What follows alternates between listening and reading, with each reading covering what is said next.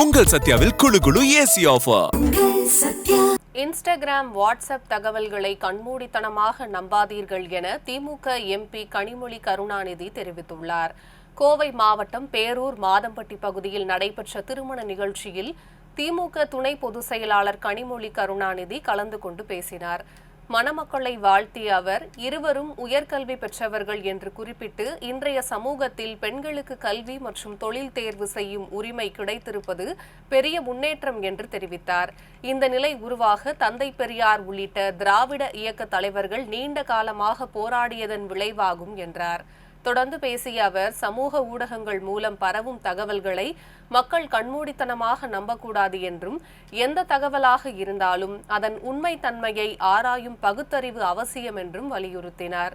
மேலும் செயற்கை நுண்ணறிவு அடிப்படையிலான கணினி பயன்பாடுகளும் சில நேரங்களில் தவறான தகவல்களை வழங்கக்கூடும் என்பதால் தொழில்நுட்பத்தை பயன்படுத்தும் போது எச்சரிக்கையுடன் இருக்க வேண்டும் என்றார். தேர்தல் தோல்வி குறித்து குறிப்பிட்ட அவர், தேர்தல் என்பது மக்களின் தீர்ப்பு என்றும் அதனை ஏற்றுக்கொள்வதே அரசியல் பண்பு என்றும் கூறினார்.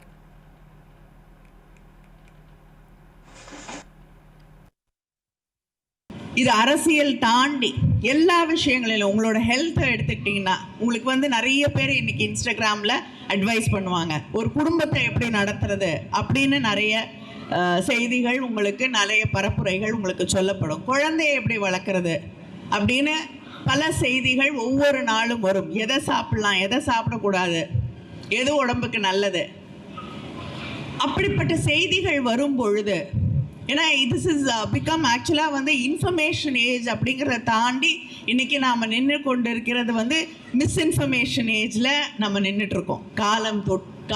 காலமாக நமக்கு சொன்னார்கள். நீங்கள் நினைக்கலாம், இன்றைக்கி இவ்வளவு பெரிய தோல்விக்கு பிறகு திருமணத்தை நடத்திவிட்டு சோஷியல் மீடியாவை பற்றி பேசிகிட்டு இருக்காங்கன்னு. நாங்கள் வந்த வழி அப்படி. பேரறிஞர் அண்ணா அவர்கள் அவருடைய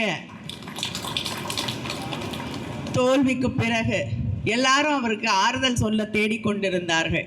அவரை காணும்.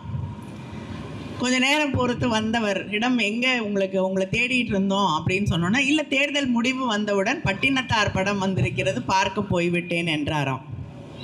அதனால் தேர்தல் என்பது மக்களுடைய முடிவு, அதை தலைவணங்கி ஏற்றுக்கொள்கிறோம். அதனால் அதை பற்றி பேச வேண்டிய அவசியம் எங்களுக்கு இல்லை. அடுத்து உங்களோடு நின்று பயணிப்போம்.